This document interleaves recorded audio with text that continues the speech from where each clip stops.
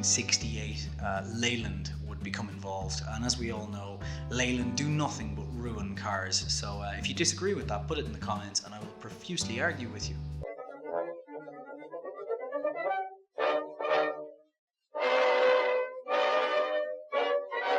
Hello and welcome to another installment of The Car Nerd. I am Jason Hassett, the aforementioned car nerd, and today we're going to talk about another car history because, surprise, that's what we do here on this channel. But today we're going to be talking about something very, very interesting indeed, and it is the Jaguar Mark X, the car that basically gave Jaguar their infamous name as a getaway car, along with the Mark II of the same era. So this car is just absolutely gorgeous, and you may also know it as the 420G, which is what its moniker was changed to in 1966. Before I jump into that, don't forget, as always, to like and subscribe, and let me know in the comments what cars you'd like to hear about.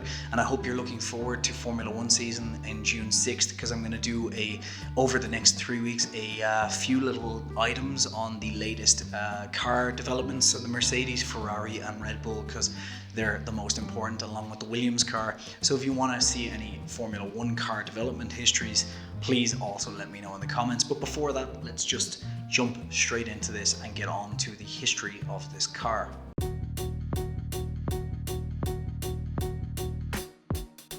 This car was introduced at a truly epic time for Jaguar, and the reason I say that is the year that this was introduced, they also introduced the E-Type Jag, and I don't think I need to say much more about the E-Type Jag. I would love to do a piece on it, and I will at some point, but that car kind of speaks for itself. It's an icon of all time, and probably Jaguar's most famous car ever, and I say probably, it definitely is. So this car was introduced the same year as the Jaguar E-Type, and Jaguar Mark X was aimed at the US market. Now this is at a time where Jaguar was also part of their own company. They hadn't merged with anyone else. They had changed from the SS Car Company in 1946 to become Jaguar Cars Limited, and it wasn't until 1966 that they joined and merged with the British Motor Company. Now if you'd like to hear more about Jaguar's overall history, you can click the link up here and watch my video on the full history of Jaguar. But we won't get too much into that for this video, we'll just touch on it lightly. So this car was introduced in 1961 with the aim of becoming a United States entry. They wanted just to focus on the US market. They would sell in Britain, obviously, but this was to kind of push them into that market along with the E-Type Jaguar. So in 1961, Jaguar were trying to compete specifically with Rolls-Royce and Bentley in the US market as a luxury automaker.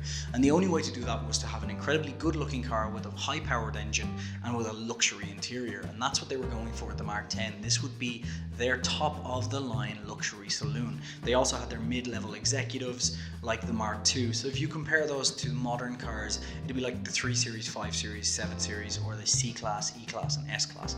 This was the S-Class for Jaguar at the time, and their perfect target market were diplomats, politicians and movie stars, and that's who they're going at. However, that philosophy would be lost somewhere during the 9-year run when in 1968 Leyland would become involved, and as we all know, Leyland do nothing but ruin cars. So if you disagree with that, put it in the comments and I will profusely argue with you. This car was so well designed that Daimler, for their limousines, actually used the chassis of this car on their Daimler DS 420 until 1992, which is an incredible feat when you think a company like Daimler would use a Jaguar part until then.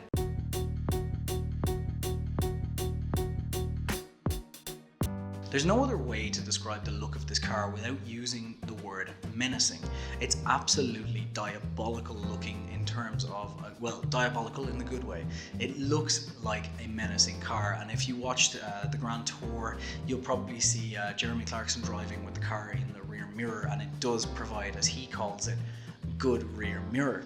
So the reason for that is that this was the first Jaguar with the kind of shark-like nose where it was tilted forward and 4 headlights at the front, which was actually taken from a Daimler design at the time.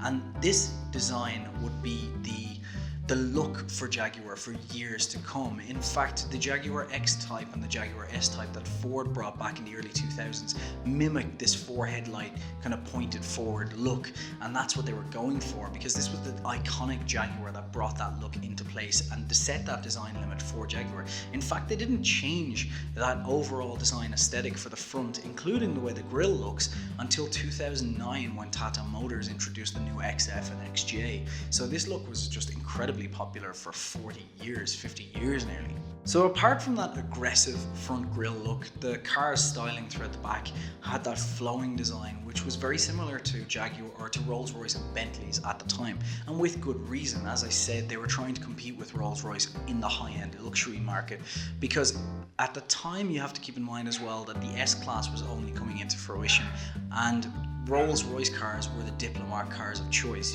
You had Mercedes Grolsches and stuff like that as well, but that's not as important as these cars at the time. Apart from the aggressive look at the front of this car, the lines around the side and back of the car mimic something of a Rolls-Royce at the time, along with the frames and the window and everything. And that's not by accident. Obviously they wanted to compete with Rolls-Royce at the time, and you can tell this by looking at the interior. This was the last ever Jaguar with an interior that was essentially made from an Amazon rainforest of wood. The interior was all wood trim, along with the dashboard going into the middle, and it even had the Rolls-Royce style picnic tables in the back, which again were made from wood. Unlike the Rolls-Royces, this also had a hidden picnic table underneath the instrument cluster to fold out for the driver. I assume so that the driver could eat during getaway runs while waiting on the bank robbers to come out.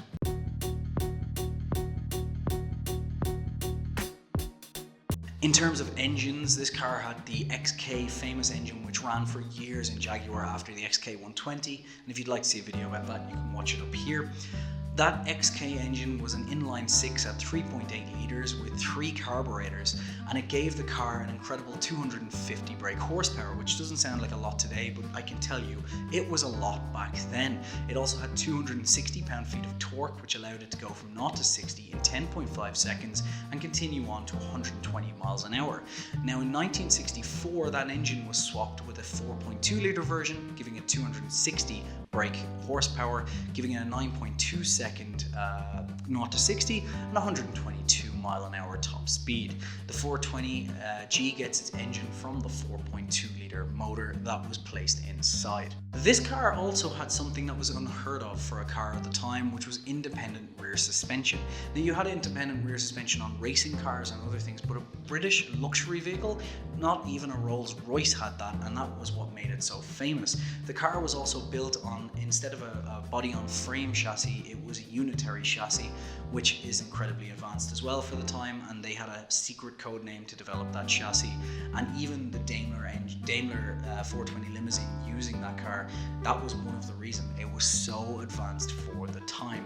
And that independent rear suspension plus its unitary frame design or body design gave it incredible handling in the corners as well for a grand luxury car.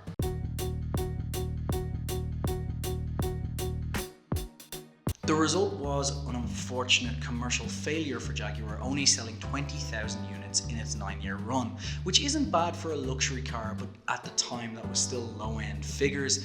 And basically, by the time '68 had rolled around, Leyland Motor Company owned Jaguar. It had merged through a whole thing with the government. It was a big ordeal, and again, I talk about that in the history video, which you can watch. So they only sold the 20,000 units. However, its claim to fame is it sold 1.1 million Corgi model units in the lifetime of the Corgi model of the 420G, making it the 238th most famous model car of all time. Thank you so much for watching, and tomorrow we're going to be covering a 3-wheel car, so do join for that. Hit that little bell icon so you can be notified, and thank you again for watching. Talk to you soon. Do you enjoy watching these videos? Good, because there's a subscribe button here that you can check out, or if you want to watch the best video for you, you can click that one up here, or if you like to watch my car nerd stories, they're all here. There's 50 so far, or it could be 100. I could still be using this clip in 2 years time. Who knows? Well, come on, can't stand here all day.